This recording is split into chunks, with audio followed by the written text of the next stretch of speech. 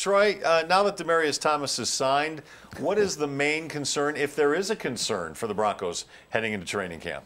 Well, it has to be the offensive line, Les. I mean, they can talk all they want about the zone blocking scheme and how it's easier to adapt to, but the reality is this: they're going to have an entirely new offensive line outside of really Louis Vespet. So, you know, you need to see Ty Sombrilo in pads. We need to see Ben Garland in pads and get an idea of what's realistic for this offensive line. And that, for me, is the biggest question beyond, the Peyton Manning, is this his last year? But in terms of personnel, where are they on the offensive and defensive line? I think we've been so focused on the offensive line, we have been neglecting to mention the fact that this defensive line is going to be remade, reconstructed.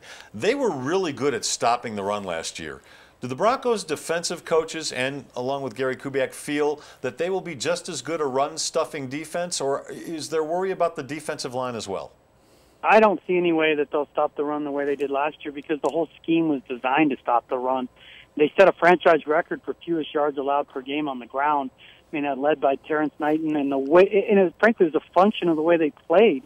Now switching to the 3-4, you're going to ask a lot of Sylvester Williams to step up. Can he stay on the field for more than one down? Is he a two-down guy?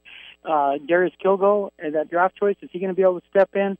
But the reality is this: Les, they're going to give up more yards on the ground because of the way they're going to blitz.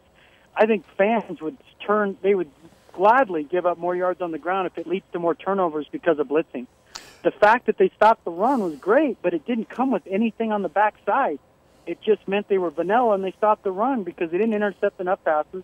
They didn't have enough big plays defensively, and I think that's going to be the biggest change under Phillips. They need to stop the run on first down, some, not all the time, but they've got to have more big plays. The lack of turnovers is maddening.